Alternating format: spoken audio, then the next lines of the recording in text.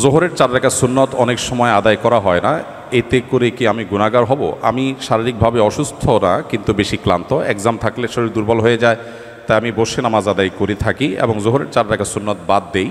ক্লাসে থাকার কারণে বেশিরভাগ সময় নামাজ কাজা হয়, এক্ষেত্রে আমার করণীয় কী? ধন্যবাদ।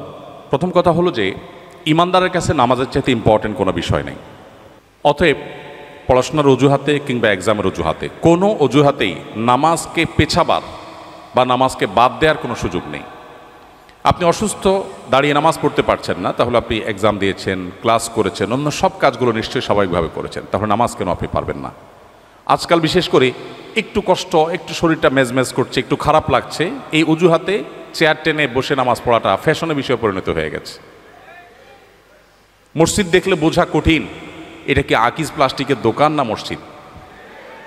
তো এই জন্য আমাদেরকে নামাজ পড়ার ক্ষেত্রে লক্ষ্য রাখতে হবে যে আমরা যেন কোনোভাবেই, যতক্ষণ আমার শক্তি সামর্থ্য আছে, আমি শুধুমাত্র একটু শরীর খারাপ করছে, একটু ভালো লাগছে না, সে অজুহাতে যেন আমরা বসে নামাজ না পড়ি। হ্যাঁ, অবশ্যই আপনি যদি শারীরিকভাবে অপারগ হন, দাঁড়িয়ে পড়তে না পারেন, আল্লাহ বলেছেন লা ইউকাল্লিফুল্লাহু নাফসান ইল্লা উসআহা, মানুষকে সাধ্যের বাইরে কিছু আল্লাহ চাপিয়ে দেন না, সো এটা আপনার জন্য জায়েজ আছে, আপনি বসে নামাজ পড়বেন, যদি বসে ছাড়া দাঁড়িয়ে নামাজ পড়ার কোনো শক্তি আপনার আসলেই না থাকে। আর সুন্নাহগুলো ইম্পর্টেন্ট, নবী সাল্লাল্লাহু আলাইহি সাল্লাম সচরাচর কখনো ছাড়তেন না। আপনার কখনো কোনো অসুবিধা তৈরি হয়েছে বিশেষ পরিস্থিতিতে, এটা বাদ দিলেন, তাতে গুনাহ হবে না ইনশাআল্লাহ।